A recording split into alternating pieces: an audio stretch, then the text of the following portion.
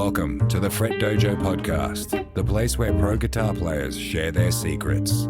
Visit www.FretDojo.com to access online courses and free resources to take your guitar playing to the next level. Welcome, everyone, to the Fret Dojo podcast. My name is Ben. I'm here with my fellow instructor, Ryan Dillahay. And today we have a very special guest who doesn't need an introduction, but we're going to give him a proper one anyway, Mr. Jimmy Bruno. So let me tell you a little bit about Jimmy. So Jimmy Bruno is a Philadelphia native. He started playing guitar at the age of 7. He was born into a family of musicians, so it's no surprise that he played guitar 8 to 10 hours a day. He studied jazz improvisation with local Philly bass legend Al Stauffer, and to develop his technique, he taught himself to play the rigorous classical violin etudes of Wolfhard and Paganini. His professional career started when he joined the Buddy Rich Orchestra at the young age of 19, in which he toured all over the world. He then went on to play in orchestras for Frank Sinatra, Doc Severinsen, Lena Horne, and many other music icons. He also spent many years as a Los Angeles session musician alongside his friend Tommy Tedesco, before returning back east to focus on playing jazz. He has over 13 critically acclaimed CDs to his name and has shared the stage with legends such as Tal Farlow and Howard Alden, as well as contemporary greats such as Frank Vignola, Cheryl Bailey, Barry Green, Pasquale Grasso, and many, many others. He is the author of numerous instructional books, such as The Art of Picking and 6 Essential Fingerings for the Jazz Guitarist, both available from Melbay Publishing. And he is also featured in instructional videos from Hotlick, such as No Nonsense Jazz Guitar and Inside Out Jazz Guitar. So it goes without saying, we're very pleased to have today with us Mr. Jimmy Bruno. Jimmy, how are you, sir? Pretty good. Excellent. I'm glad. I hope we didn't wake you up too early this morning. Get up at 6 every morning, between 5 and 6. Oh, nice. Is that your morning routine? So you can go hit the gym and the weights and. Yeah, absolutely. Yeah. You and me both, right? Yeah. So anyway, why don't we start? Since we have you here, and since you have such a amazing career as a player, but you've also have done some instruction, quite a bit of instruction. So we're going to split up our time, I think, a little bit between the two. Why don't you tell us about how it all started for you, though? Like, you were in a family of musicians, and so you started playing guitar at 7. Was it always jazz, or were there other things? Like, what inspired you to play guitar? Well, my father was a guitar player. My mother was a singer. Right. So I got a guitar really a good guitar, Guild Starfire, when I was 7. And I learned how to read music. My father taught me. And we used the Mel Bay books from 1 through 7. And so I wasn't, at that period, I didn't realize what jazz was. I didn't really get into jazz until I was about 16. You know, I'd play, I knew a couple songs that my father showed me, Girl from Ipanema, Peptide. But I played by rote. I just however he showed me to play it. I didn't get into jazz until I was 15, 16. Was there any pop or rock on the radio or country? Was there anything? I'm sure there were, but my parents didn't listen to that. They listened to Ella Fitzgerald, Okay. Louis Armstrong, and might see Sarah Vaughan. And my mother was a singer, see, and so I only heard that kind of music. I didn't know about Jimi Hendrix or Eric Clapton until I went to high school, and I went, "Who's that?" Never heard music like that before. Fantastic, excellent. Well, being raised in a family of musicians, I think that's always a nice touch because people who are like that tend to start earlier and they're immersed in it. Yeah. Ryan, you want to pop in? You have, I know you have a number of questions for Jimmy. Yeah. So, I mean, even just going off what we're talking about right now, I mean, you're talking about not getting really into jazz until you were 16. Can you maybe talk a little bit about what that initial experience was like with Um, jazz music? Kind of what introduced you there? my father was a big Johnny Smith fan, and I listened to a lot to the Moonlight in Vermont record, the one without Stan Getz. Okay, Mm. and I wore that record out. Then there was another one called Jazz Winds from a New Direction, Hank Garland, which really inspired me to, you know, to play jazz guitar, you know. And years later, I actually got to meet him. I think it was Jacksonville, Florida, through Barry Green. Oh, wow. Yeah, long time ago.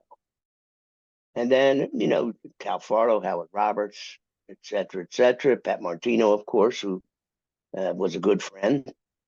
And at some point, I stopped listening to guitar jazz and discovered Bill Evans, Oscar Peterson, uh, Bud Powell, Art Tatum, then saxophone players, Sonny Stitt, Charlie Parker.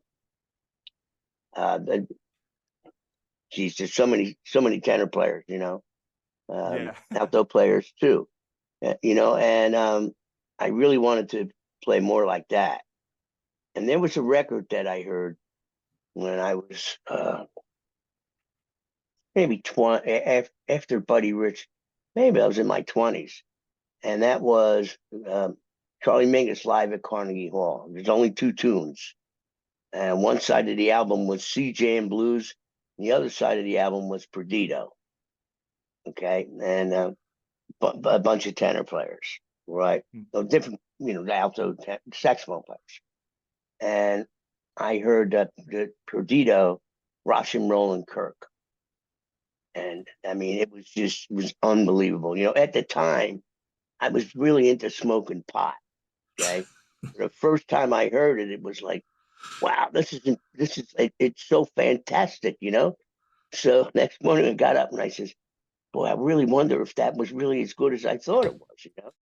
So I went out and found the album, and I was even more impressed with Roland Rosenkirk.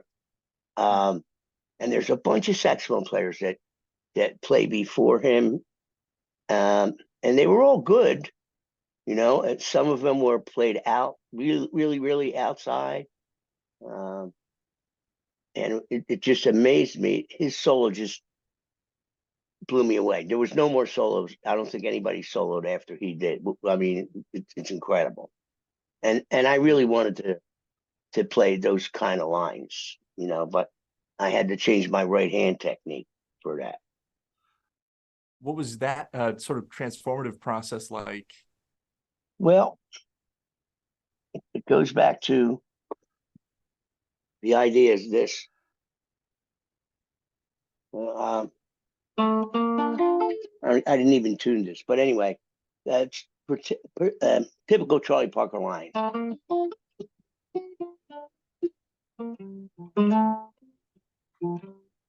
But he did. It's that.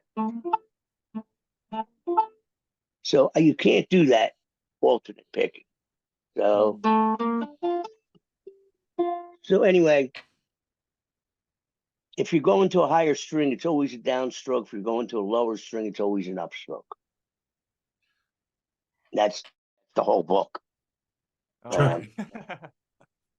And so, but it also goes back to the Wolfhard studies.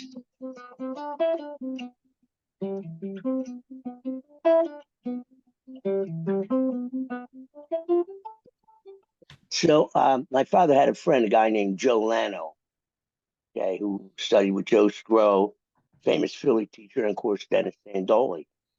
And so he marked the picking on the book. This comes from Joe Skro, who was a violinist originally, okay?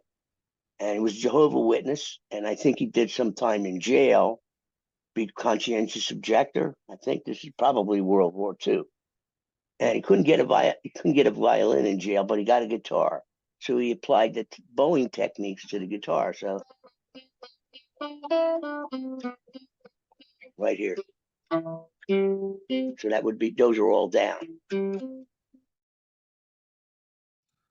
And so, so that's how it started for me. And I kind of changed the idea a little bit to play, you know, or,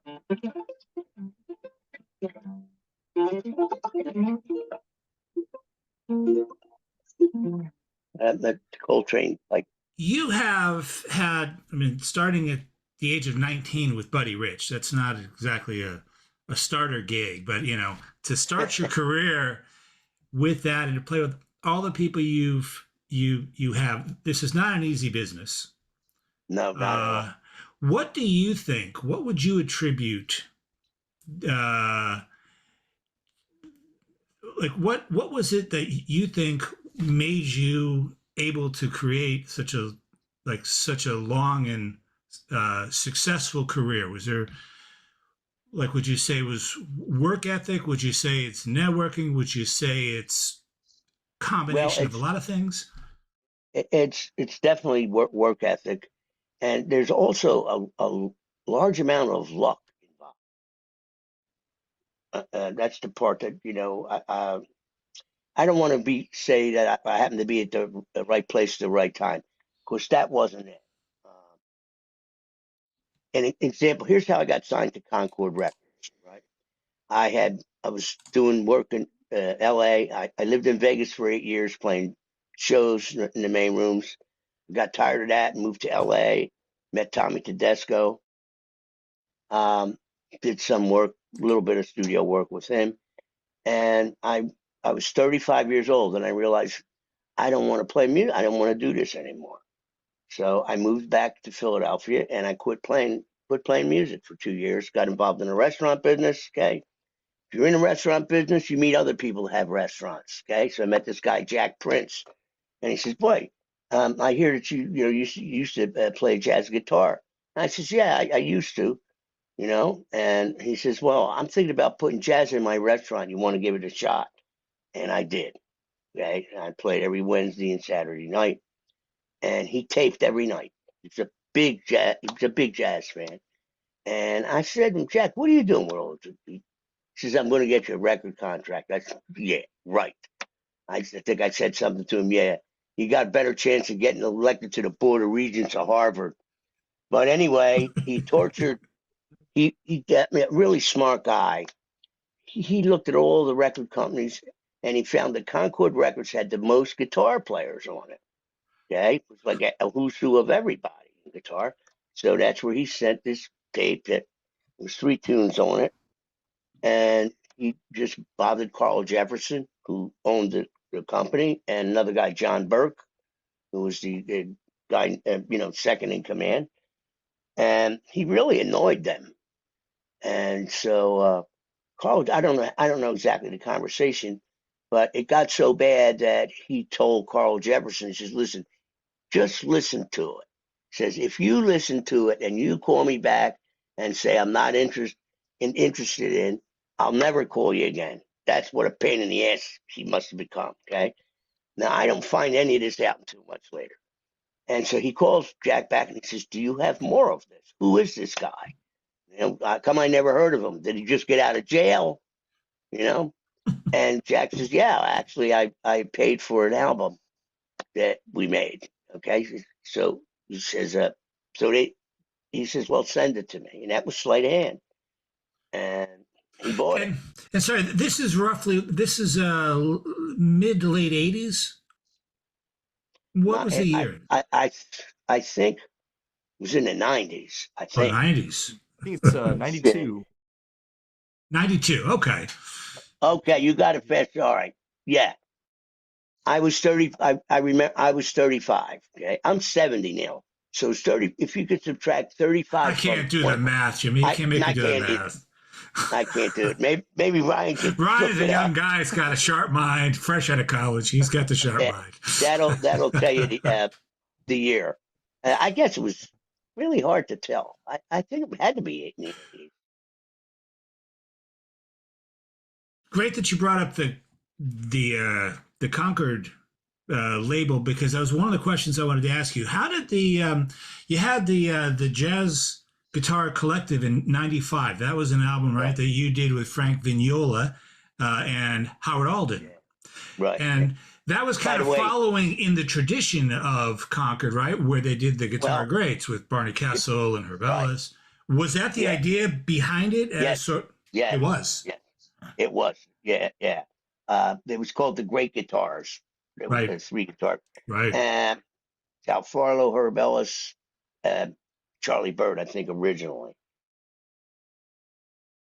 And that was the idea. And now, before we recorded that record, I recorded another one with Howard Alden that came out after. Okay, it was called, I can't think of the name, but it was a double album. It was the first record that Carl Jefferson ever put out. It was Joe Pass and Herb Ellis. Okay, and the last one that he produced actually was the one with me and Howard Alden. And I can't remember the title of the CD. That's terrible. But that one was recorded before the Collective, but it was released afterward. Okay. Afterwards, and it turned out in a strange way, that was the last record that he produced, was the one with me and Howard. But I mean, just an ironic twist of fate, because he passed away shortly after that, and he knew it, because he called us up individually and says, I'm calling up to say, goodbye, and thanks for the music, etc. I mean, just a really good guy, If it wasn't for Concord Records and all those CDs, I don't think anybody would know who Jimmy Bruno was. I'd be like the local hero. I do. I really believe that. I mean, now, I mean, the music business has morphed so many times since that. I don't think there's very many labels, or I'm sure there are a few that are actually recording, people. I don't. I'm not real sure. I don't really pay that much attention to that, but I'm sure there's a few labels that are doing things, And there's also Universal Music Group, I think, owns everything, even the stuff that I did. They bought up Concord Records, I believe. I don't know how it's structured. I know that they like to record young people, because they figured, guys going to make a lot of records, and go on the road, and etc. like that. I can't go on the road anymore. Like the way I used to. Sure. I don't want to. And I'm old. I'm an old guy. You're 70 years old. Are you kidding? What was it? You got some BB King types were out there traveling in the 90s. So I know. That's up to you, 70s. Young guy now. Yeah. It's a terrible lifestyle. You don't eat right, you tend to drink a lot. I mean, not alcoholic levels, but I mean, you're on stage for maybe 2 hours, What do you do the rest of the time? Sure. It's a lot of idle time to usually to drink, or, pick up some other bad habit, So, I mean, I had my share of that stuff, now the last time I went on the road, well, I can't say, Frank Vignola, he has these big Jersey jazz camps. Okay, they're all different places. We did one in Denver at Arvada, Colorado, connected to Archtop Show, Hendrick Hendrickson amps, and now right before the pandemic, I played the Blue Note and the Blue Note in Beijing and the Blue Note in Shanghai. Did you find like any difference in the crowd, in the audience? They have American jazz legends are coming to play, and yeah, they're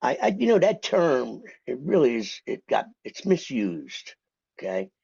I think it came from this maybe, Miles Davis, did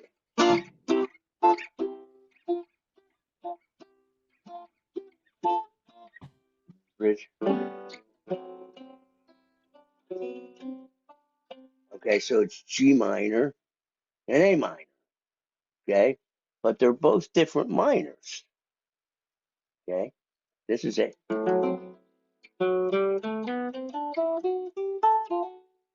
Okay. So and then I listened to what Miles played. It's a great solo to transcribe. This is, And we're talking about milestones, correct? yeah, Yeah. that's the notes of an F major scale.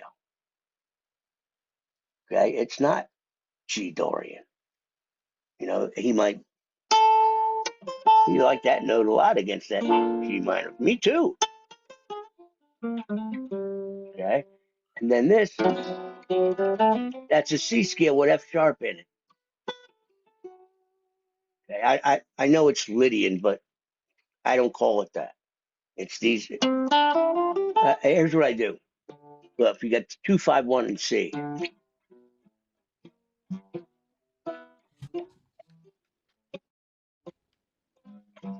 that's the notes of a C scale. Okay. Now, when you say C scale, it makes people go, okay, bad terminology. I call it, these are the pitch collection. That's where if you looked at the piano, that's where all the white notes are. Okay, and you can use those notes, and it's going to all sound consonant. Okay, and then I might tell somebody, okay, take the arpeggio out of there. Okay, then a half step below the root.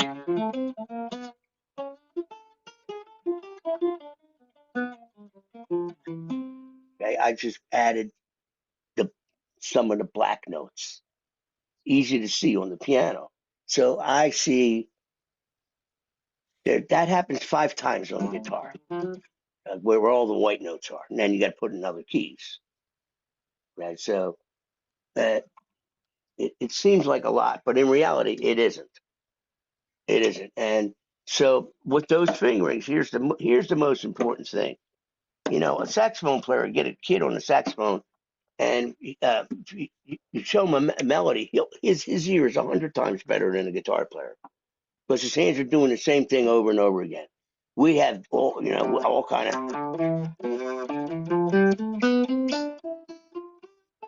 I mean, what a useless fingering that is. Okay, you're never going to do that. Okay. Yeah.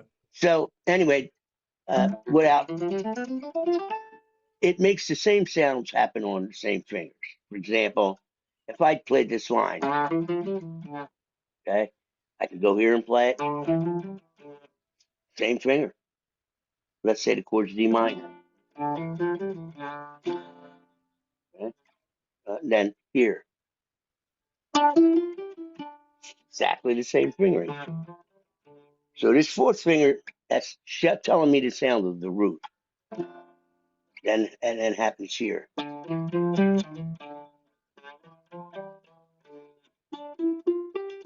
And here's the fly in the ointment when you cross the beat. When you go, it changes the fingering, okay? Because of the way it's tuned, all right? So that's the sound of the root.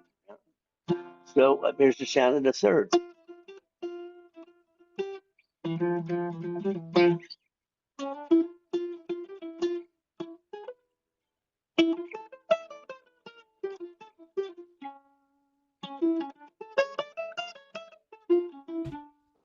Okay, so I could play it over the G7.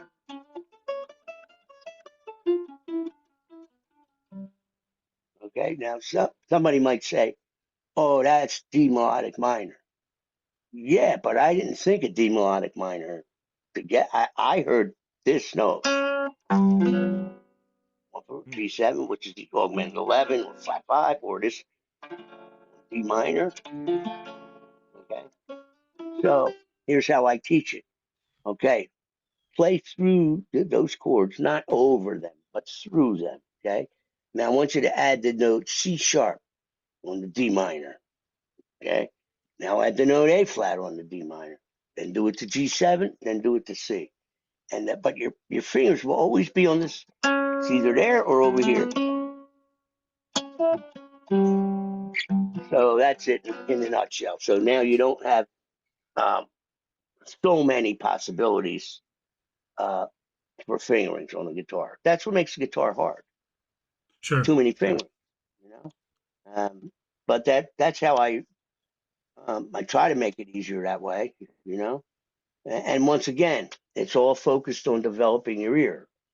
If you Well, you mentioned earlier, and it's true. It's a little challenging at first if you're just starting on guitar and you want to start transcribing. Who would you say is a great, or where is a great place to start for someone who's just like brand new? Because of course, you know, they don't want to start ripping out of some Charlie Parker and, you know, as their first one. Where would you start for a new Miles Davis? Miles Davis. Blue, a kind of blue record. So just try and figure that out all in your ear. Close the real book. Just yes. Now, okay. Now I would do that to maybe be able to match pitch. Like especially Miles solos are very simple. There's not a lot of notes. I shouldn't say the word simple. They're elegant, you know, and it's not busy. Okay. Now for songs, okay, you can't start with Sarah Vaughan or Ella Fitzgerald, okay, because they're adding different inflections. You know, if you really want to learn the melody and the right chords, Frank Sinatra or Tony Bennett. Yeah, that's how you get the right chords, the right melodies. You know, so you know, I would use the real book as a guide. You know, that's the second source. You know, if you really can't, you know, you have to be able to hear a major seven, a minor seventh, and a dominant seventh, and a minor seven flat five. Okay, that covers everything. And now, if you can't do it, go sell shoes. oh, that's a little harsh, but probably fair. Don't be in the Probably music fair. business. Sure. I mean, but you know, there's a lot of it's the music business. I mean, there's a lot of people that know nothing about music and are very successful at it. You know, if I, you know, that I was more like thinking about Taylor Swift, like that kind of stuff. You know. Well, she's making a few bucks doing it too. Yeah, and you know who I really like is Lady Gaga. She's got a nice voice. Oh yeah, the duet records with Tony Bennett. Mm-hmm. Yeah. I mean, you know, she started out singing jazz in New York. She was a big Ella Fitzgerald fan. Was that right? And then yeah. And she figured out, like, wow, wait a minute. There's no money in this. I think I'll make a dress out of meat and go on these Grammys. I mean, it works. It works for some. I don't think it would work for any of us, but it's certainly. No. Too late for me. I can't put spandex on anymore. You know? Right there, okay. You know. You mentioned Frank Sinatra, and in honor of my grandmother, who I swear had it on 24/7 whenever I went to go visit. Yeah.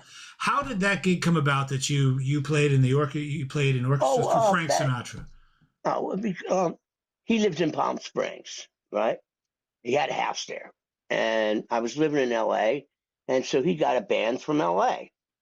And a contractor, a guy named Joe Saldo, called me and says, it's a one-nighter with Frank Sinatra. You want to go? Yeah, sure. Okay, we all got on a bus, paid for by Frank Sinatra. We had a waitress, drinks, food, okay? Maybe, I don't know how, from L.A. to Palm Springs, okay?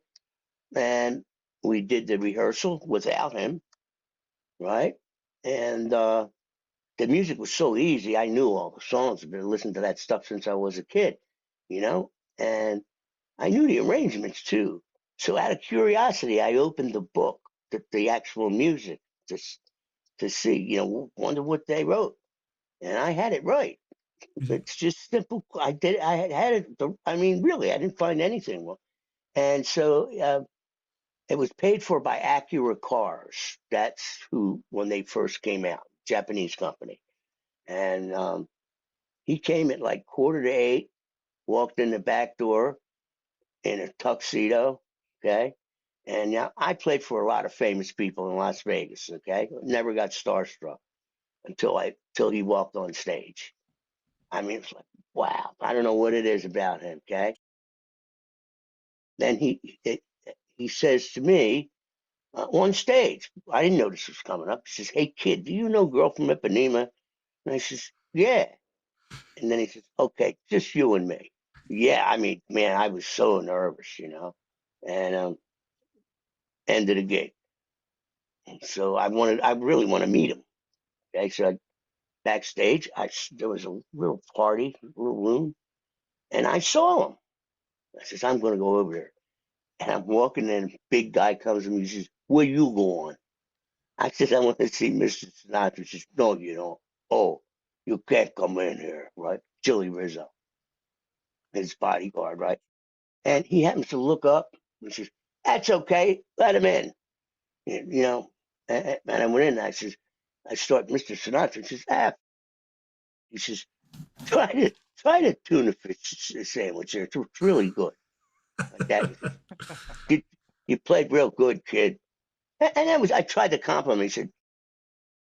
He says, try the tuna fish.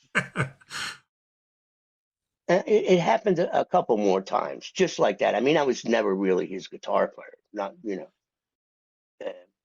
there was gigs like that. I mean, he treated me great. I don't know the guy. I mean, just all kind of, I think when you're that famous, I mean, he was around for a long time.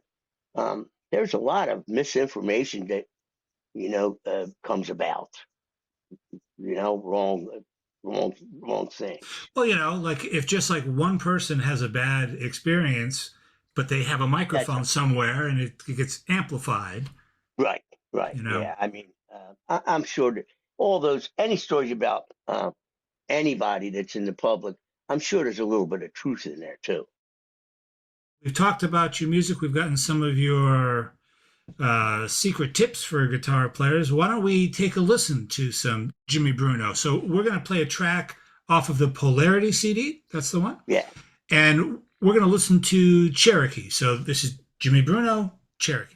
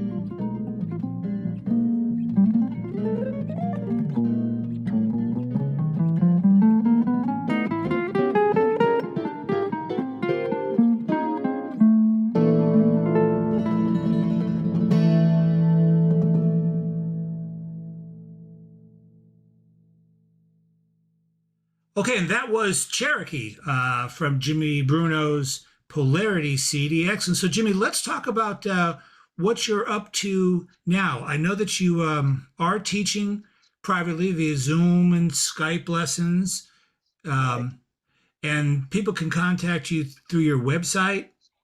No, Jimmy at jimmybruno.com. Oh, so just a simple email. Okay. Yeah. I will have links to this and to your websites on this video and in the description. So you're teaching. You're also still doing. You're playing gigs with Frank Vignola. Mostly Frank. Well, also a lot of cheap teaching. We do the Big Jersey Jazz Guitar Camp. Sure. They're at different places. In fact, one next year we're going to Italy. We went to St. Croix. I mean, a lot of places, you know. And the guitar night at Birdland, I was doing a lot of those. Frank's still doing them. You know, got to meet a great young guitar player named Pasquale Grasso from Italy. You know, what a nice kid. I'll tell you, he can really play. And around the Philadelphia area, there's not much going on, you know, playing wise. There's a place called the Falser Club in East Falls. Maybe I do once a month there, you know, with a quartet. And in a strange way, I met a guy from Wisconsin while I was on the road playing in Little Rock, Arkansas, believe it or not.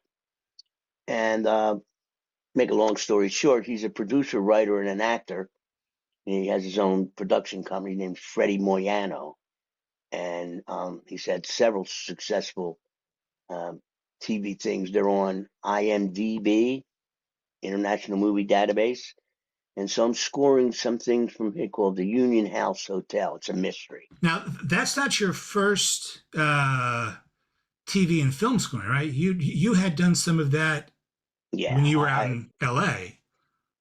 Yeah, nothing major.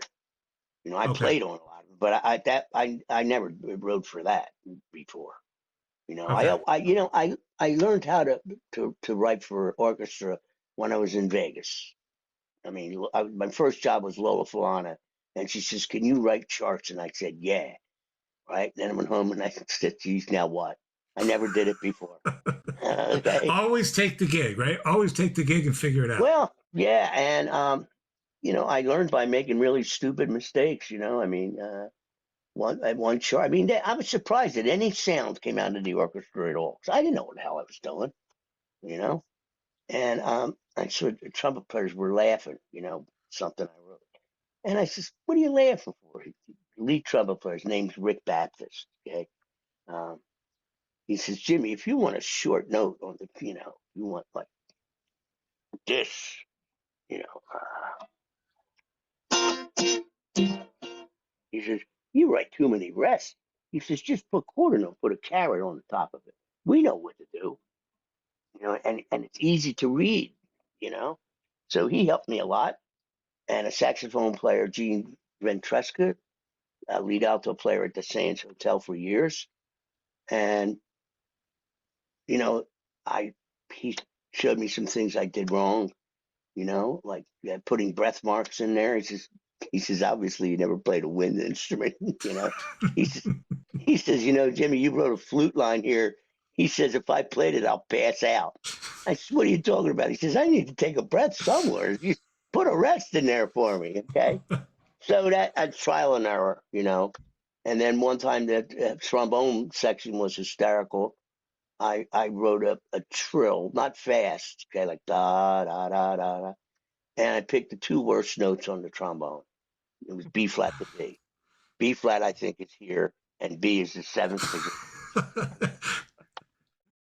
So I was fortunate enough to be around older musicians that had patience to explain it to me, you know. You know, I did a lot of writing. The more I wrote out there, the more gigs I get writing, you know. And that I learned by trial and error once again. So now this TV show, what's the process that you're using? Like, are you using computer software now to do it, or you're Yes, doing it all? yes, yeah, Oh, you are. Okay. yeah. They're all sampled sounds. They're not MIDI. It's triggered by MIDI. Okay, I have a keyboard. I'm staring at it, full size keyboard, and in it, it has sounds too. But I'm not using that. I'm using it to trigger a MIDI interface that triggers the sampled sounds, like harp, strings, flutes, woodwinds. And so I put down two guitar parts, and I add the pieces of the orchestra in. I'll probably put it out myself, or maybe I have one record company that might be interested. You Interesting. know, Okay. So is that the CD you were talking about that you're working on? Is that yeah, all the same one? Okay. yeah. It's What's very your tedious. Sure. What's your estimated time that you think that'll be out? Is that going to be out early next year? Yeah, probably. Yeah, Okay. I mean, it takes a lot of time. I'm doing it all by myself. Sure. And so we'll see what happens. It's not. I'm more interested in. I'm having a lot of fun doing it. I really am. Well, there's probably a lot of opportunity, doing that now with all Yeah, the streaming services, and there's lots of yeah, productions going on. You can make a couple of phone calls, I'm sure, because you've yeah, worked with and, so and many that's people. how this TV show thing came about. Okay. I wrote an opening and a closing theme for this guy, and he used it. He likes it, and I just heard from him again. There's some scenes, dramatic scenes that he wants me to underscore with some soft music. We'll see. Give it a shot. Who knows what's going to happen? Sure. Well, it's convenient because you just Yeah, do it from home on your own yeah, time. yeah. The show is called Union House Hotel. Union House Hotel. Well, so everyone's going to look for that. Yeah, Uh, and by the way, Frank Vignola says hello. oh yes, Yeah, yeah. yeah, But I have me and Frank go back a long way. I mean, Frank was a little kid, he was a teenager. Well, not a teen. He was 20 when I met him, 20 or 21. Once again, Concord Records, and going back and forth from where I live to Birdland every Wednesday night. I told Frank. He had called me. I says, I don't know, Frank. I'm going to retire. On and on, and this, and so I don't know if they're about the 10th week. I said, Frank, you could talk a hungry dog off a meat truck. yeah. At some point, maybe things slow down for him. Maybe we can get him in. I'd Oh, love sure, to. sure, yeah. I would love to maybe get all you guys in on your maybe like a little round table where we can all have you all at the Yeah, same time. yeah. I mean, it would be a lot of fun. Oh yeah. Include Cheryl. Absolutely, absolutely. Yeah, she's coming into Fret Dojo again. Well, she was here for the podcast. She's coming in to do a live workshop, and we're going to talk about having you in for a live workshop as well. I know our members are going to be absolutely thrilled about that. So we'll talk after after our podcast here, and we'll set a date. All right. Where does this podcast go? Well, Jimmy, you're going to be a YouTube star with this one. So we'll get it up on there. We have. It's also streamed on iTunes, and there will be a blog post on the Fret Dojo website as well. So we'll make sure everybody knows all about it. Before we wrap up, Ryan, do you have any final thoughts, questions for Jimmy?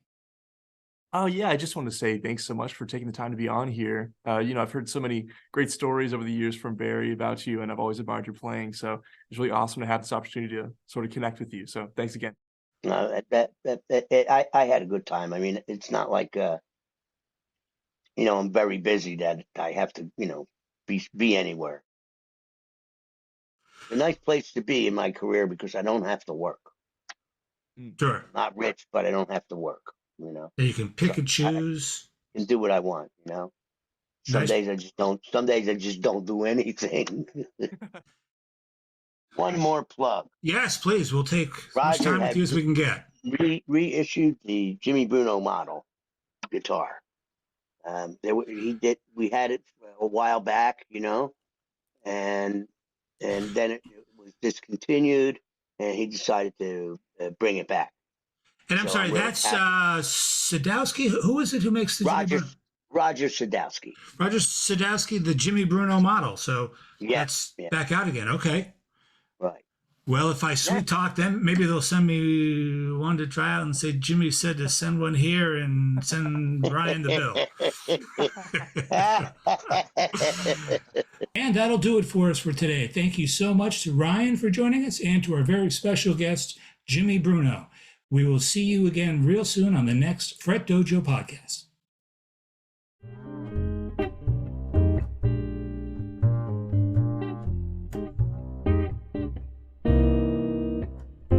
And for more jazz guitar lessons, tips, and free stuff, visit www.fretdojo.com.